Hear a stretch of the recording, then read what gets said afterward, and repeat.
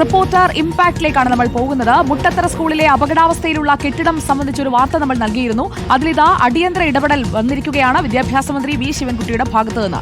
പരിശോധിച്ച നടപടിയെടുക്കാൻ ജില്ലാ കളക്ടർക്ക് നിർദ്ദേശം നൽകി. കളക്ടർ അനുകുമാരി സ്കൂളിലെത്തി അപകട ഭീഷണിയുള്ള സ്ഥലം കാണുകയും ചെയ്തു.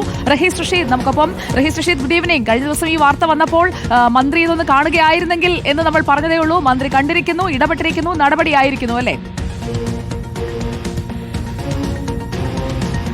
സുജ, മന്ത്രി വി ശിവൻകുട്ടി നമ്മൾ കൊടുത്ത ആ വാർത്ത കണ്ടിരുന്നു. അതിന് പിന്നാലെ തന്നെ തിരുവനന്തപുരം ജില്ലാ കളക്ടർ അനുകുമാരിയോട് സ്കൂളിലെത്തി അത് പരിശോധിച്ച് എന്താണ് അത് പൊളിച്ചു നീക്കാൻ സർക്കാർ ചെയ്യേണ്ടത് എന്നത് കൃത്യമായി അറിയിക്കാനുള്ള നിർദ്ദേശമാണ് നൽകിയത്. അനുകുമാരി സ്കൂളിലെത്തി പരിശോധനകൾ നടത്തി. അതിനകത്തൊരു പ്രശ്നം, ആ കെട്ടിടം വിജിലൻസ് കേസിൽ കിടക്കുന്ന ഒരു കെട്ടിടമാണ് എന്നതാണ് ജില്ലാ കളക്ടർ മന്ത്രിക്ക് കൊടുത്ത റിപ്പോർട്ട്.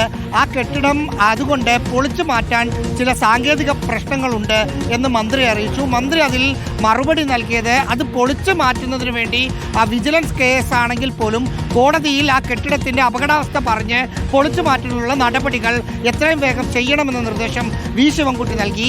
ഒപ്പം മേയറോടും അതിനുവേണ്ടി ഇടപെടണമെന്ന് നിർദ്ദേശിച്ചിട്ടുണ്ട്. കാരണം തിരുവനന്തപുരം കോർപ്പറേഷൻ്റെ കീഴിലുള്ള കോർപ്പറേഷൻ മാനേജ്മെൻറ്റ് നടത്തുന്ന ഒരു ഏക സ്കൂളാണ് ഈ ശ്രീധർ UP സ്കൂള്.